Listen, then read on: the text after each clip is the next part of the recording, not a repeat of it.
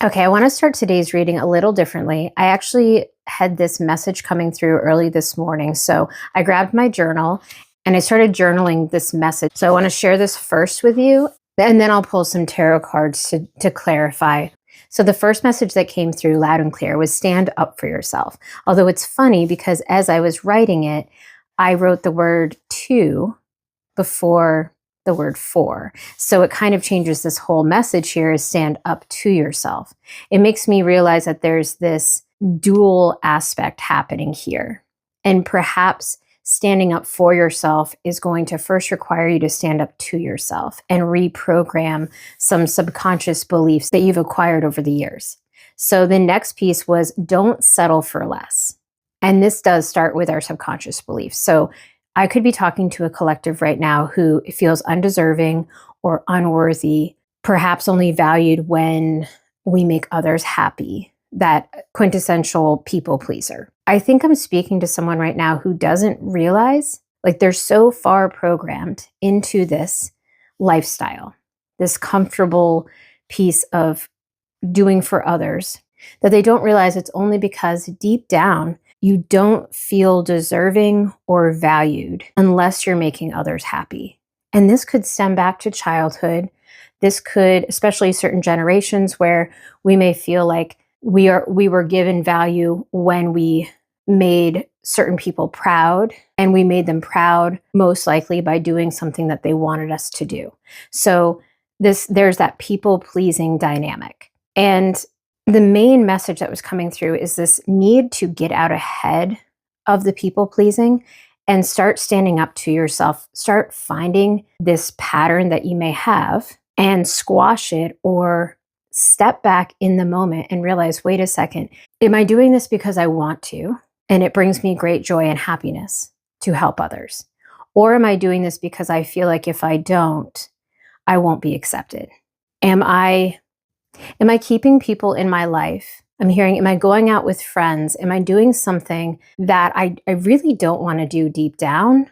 But if I don't, I fear that I won't be accepted, I won't be valued, and I could potentially lose those friends or that circumstance in my life. And because you may feel so comfortable with where you're at, that might scare you to step outside of that comfort zone and stand up for yourself and say, this doesn't make me feel good. I don't want to do this. So setting that boundary of I'm choosing myself and not feeling bad about it. And of course, there's polite ways around it. You don't have to come right out and tell someone that their energy makes you feel sick to your stomach. You can simply just set those boundaries, knowing that in the long run, you're also helping that person. So you might be in a situation where there's a person in your life, I'm hearing, that is constantly weighing on you, asking for more, making you feel like you owe them something. And for so long, you've done what they've needed. You've been there for them. You drop everything whenever they call, but it's draining your energy. And if you don't stand up for yourself and get out of that situation and show them that they can no longer, I don't want to say rely on you, but it kind of that, like they're using you as a crutch right now. If you show them that you are not going to let that happen and you're honest, then essentially you're helping them out, because they will then learn. And again, you don't have to go out and be nasty about it. You don't have to be mean and call them names and, tell them to get a life or whatever. You can use your discernment and your communication, your mature emotional side, to distance yourself and start building your wall in order for them to essentially get the hint. And this could go really well, or this could go sour, but just know that you are divinely protected, because at the end of the day, this is your life. And you can't live this one and only life of yours worrying about making sure everyone else has a good life. If you worry about yourself and you worry about yourself having a good life, and you take action to do and feel your best, then you are essentially lifting all others around you. So that rising tide lifts all ships. You are shining your light. You are walking your walk, talking your talk. You are living for you authentically. You're not being fake or superficial. You're not playing someone else's game. And when you do that, your tribe, your collective, your group will find you, and they will rise with you. And those that aren't ready to rise will fall away, or perhaps you rising up will trigger in them something, maybe not right away, maybe it will take them years, but it will trigger in them something that will potentially help them down the road to become that best version of themselves. So no guilt there, still very helpful. I was hearing Virgo and Earth sign. So you may be a Virgo, this person may be a Virgo, you may be an Earth sign. I was getting very grounded, but not in a good way, almost like too grounded. So you could be stuck in this comfortable way, this pattern, this program. And that's where I brought it back to standing up to yourself. So when we are stuck, we have to be the one that says, wait a second, this doesn't feel good. No one's going to come in and save us. If we know something doesn't feel good, we have to be the advocate. We have to say, I've got to do something different. And if I don't, then I'm just repeating the pattern, the circle. I'm just repeating the program that I'm in. So if I want to rewrite that program, I have to shift my perspective. I have to figure out a way to look at things differently, to build those new neural pathways so that I can get out from underneath this. I'm hearing shame, guilt, people-pleasing behavior that's to my detriment. I also wrote down here that fear equals the fire burning in your belly, that pit in your stomach. So when this rises, this signal to us is a lot of the times when we feel afraid, we stop ourselves. We don't keep going because we don't like the feeling in our stomach. We don't like the feeling in our chest. We feel scared. But I was hearing that this is something that needs to be shifted. Our mindset around fear in this capacity needs to be shifted in order to move forward. So instead of looking at fear as this is a signal not to go forward, this is not smart, fight or flight, freeze, we want to look at fear in this case as a superpower, this fire being lit within you. So it's not a bad thing. It's actually something you can use. So when you feel that burning in your stomach, when someone calls you and is like, hey, do you want to get together? And it makes you feel uneasy. If you see a text message come through from someone and you immediately feel this pinch in your nerves, in your stomach, in this clench, that is your signal. That is your body reacting to an energy that it no longer wants to please. And if you listen to your gut and you follow those signs, those symptoms, you can use that fire as a superpower, as the strength within you to build the confidence that you need in order to build boundaries and that wall to protect yourself. And once you do that, you may feel this alleviation. You may feel as if it's working already and you'll be able to walk stronger and taller. But it also may take that practice. For instance, I wrote down here video game levels. Like if you think about playing a video game and depending on what game you're playing, there are certain levels that you're at. And some of those levels are really easy, especially the ones in the beginning. But then you get to a certain point that you get to the dragon in the castle and the dungeon. And it's like when you're practiced, when you're really good at the game, you can fly through those levels, no problem. But when it's your first time, it may take you a second. And you may have to respawn and come back and play again and again until you can master that level and move on. So I'm hearing that this is something that the collective, whoever this reading is for, is currently going through. Don't give up trying to set those boundaries because you could be one level away from that next piece, from freeing yourself, from getting out of the dungeon and defeating the dragon. So this is your chance to level up. If this reading is for you and I'm speaking to you and this resonates, this is the time. This is your confirmation to act and continue to set those boundaries, continue to build that wall. And it's not a bad thing. And it's not oh, if I have these walls and boundaries, that I'm not a true friend or a true person. But we need energetic boundaries. We are all energies bouncing off each other. And some of the energies coming into your field are not going to be the best for you. When we were younger and growing up, we didn't really have a lot of control over that. But now, as you're older, you are given this chance to rewrite that program. I'm hearing you're given a chance to play a new video game, or at least the next level up. The opportunity is here for you when you're ready. But it may require you to stand up to yourself. But once you do that, I see this.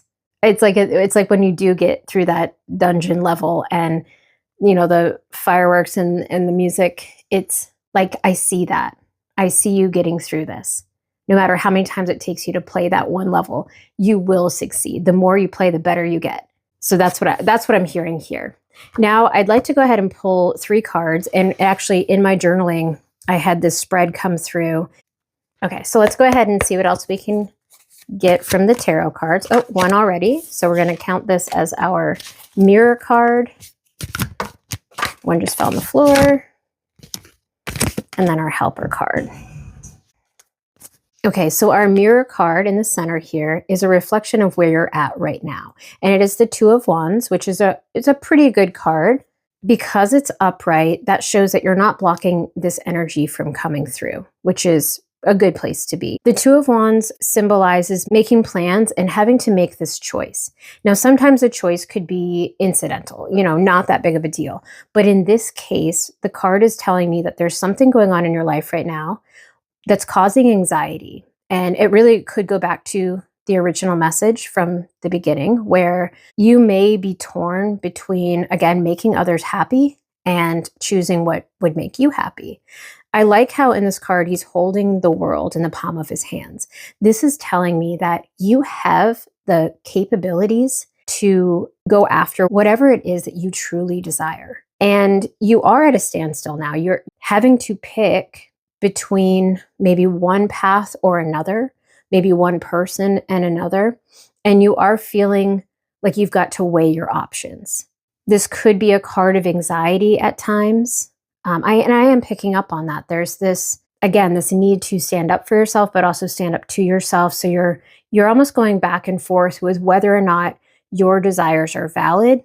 I'm hearing that you may be feeling selfish, as if I go after this thing, it could hurt somebody else, and is that fair to them? But I'm really hearing that you have to honor what your mind, body, and soul are asking you to do, are telling you to do. Deep down in your gut, and your body knows. So listen to the reactions that it's having around certain situations. Okay, let's see what's challenging you right now. So this is our current reflection. The challenge card, is Temperance. Temperance is a beautiful card. It's a major arcana. So I'm going to say that your challenge is pretty major, or it may feel major. This is one of the best major cards to get, though. It's very in tune with your intuition, being guided by the divine. She is standing in this very balanced, grounded way. However, because it's in the challenge placement, I am reading this as perhaps you are not feeling this grounded. You're not feeling, going back to the channeled message, you're almost like stuck in your ways. You're not finding the balance between your emotions and your material realms. You're fighting what's happening right now in the 3D, what's happening in the world around you, even in your little cocoon of life.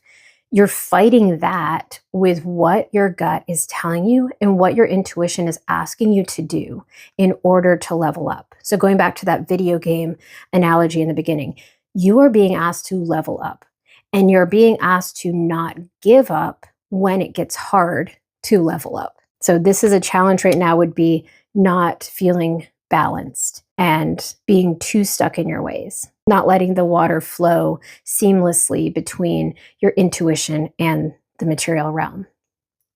And now moving on to your helpful card.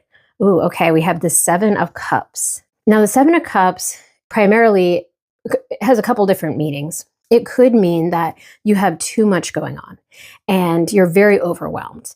and you have all these ideas, some good, some bad, some dangerous, and you don't know where to go.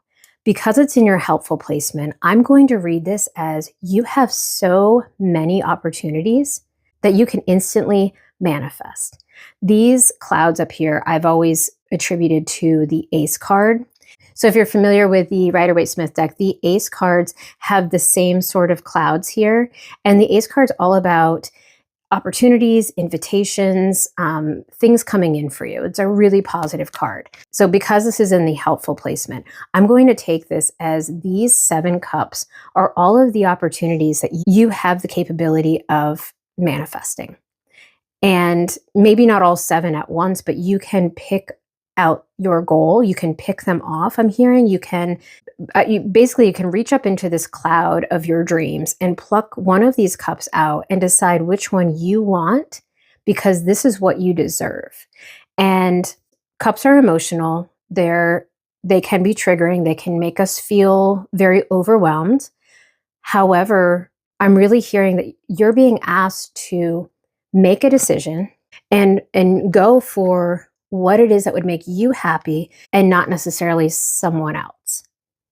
And I slowed down with that because I know that's hard. I know it's hard. With all the relationships in our lives, it's like, how can you don't want to be selfish and only think of yourself. But you are being asked right now, this is your confirmation that sometimes what could be considered selfish isn't actually selfish. And when you put yourself first, you're essentially rising up and lifting others with you. I keep hearing that analogy. So also that selfish word, it could be triggering because that's something that you may have been labeled in the past, and it could have been an incorrect label. So if you were raised in a family where when you asked for something that you needed and someone's response was, you're just being selfish, that's not a helpful thing. So to tell someone that they're selfish actually labels them and then programs that person to think that anytime they want something, it's not okay, that they're just being selfish. And in reality, if we think about that word, it's got such a negative stigma, but it's really not a bad thing. Of course, we want to be considerate of others, but I think being considerate of others and being selfish are two different things. I don't think being selfish means you're being inconsiderate of others. So, okay, I went on a whole tangent about that. I think that was for someone. But bottom line here is what's going to help you move forward is to choose what makes you happy. This is your imagination here. These clouds here symbolize your dreams. So in the situation you're in right now, this current reality, you're being asked to make a decision, and you're being told by spirit, by your guides, and I think you know this should be confirmation, right? That you should follow your dreams with no guilt. And that goes back to the journal entry. There's no guilt there, because at the end of the day, you are helping. You're still being helpful. Okay, so this is pretty straightforward. I do want to pull a couple oracle cards and see if there's any other messages that this collective needs to know right now. So I'll pull one from the Moonology Oracle deck. It's one of my favorites. And I will link these decks in the description box below if you're interested. The energy is gaining momentum. So perhaps you are currently practicing this level. You're playing the game over and over until you can master it. And you're gaining momentum. Each time you stand up for yourself and to yourself, you are gaining momentum. And once you do that, your dreams are going to just burst. You're going to be able to pull them right, as above, so below. You're going to be able to pull them right out of the heavens and bring them down here to the 3D. So that's super exciting. And then the last oracle deck here I have is the Woodland Wardens deck. This is a new deck to me. It's beautiful, especially if you love animals and if you are connected to spirit animals or nature. This is a beautiful deck to use with lots of layered meanings. So the animal that does pop out for you could be something significant in your life right now. It could be confirmation that this is your reading. Maybe it'll show up after you've seen this reading as confirmation. Oh, okay, I had 2 pop out. The mouse and buttercup. And it says innocence here. Beautiful, and it's card 0. Okay, and then I have card 30. So 3 may be significant. 0 is that new beginnings. It's the beaver and the birch, and it says home. So if either of these cards register with you, could be a message in themselves. And of course, the innocence brings us back to that way that we may have been raised at a young age to believe that it was best to do for others so that they would accept us. And you didn't know back then, you were very innocent. But now after playing this quote unquote video game and after mastering all these other levels, you have gained experience. You're no longer that innocence that you once were. You're now this experienced, I'm hearing, warrior and ready to go. Also, home could mean a lot of things. Perhaps your decision is currently based around some home. Maybe you're thinking of relocating. You're looking at houses. It could also be creating this safe home for yourself or this new dream to come in. Okay. So I think I'm going to leave it there. Oh, on the bottom, I have the salamander and the black pepper, and it says inspiration. So that is where this 7 of Cups is coming in. All those inspired ideas that you can pull from the cloud, that you can pull from your dreams to make them happen. So I love that. Okay, I'm going to leave this reading here. It went a little long. I hope this helps. So if this reading resonated, please like, subscribe, and comment below. Let me know you're here. It does really help to hear the stories if you're willing to share anything. It helps me understand, what I'm tapping into here. These messages came in so loud and clear that I had to jump on today and share them in this way. Oh, and also, if you are interested in learning to read the tarot, especially the Rider-Waite-Smith deck, I am currently hosting a free self-paced tarot course over on YouTube. I do post some of it on TikTok and Instagram as well. I've developed a workbook to go along with it. It's available on Amazon right now. However, it's not necessary to participate. So join me over on YouTube and check out that whole playlist. I'll link it below in the description box for you.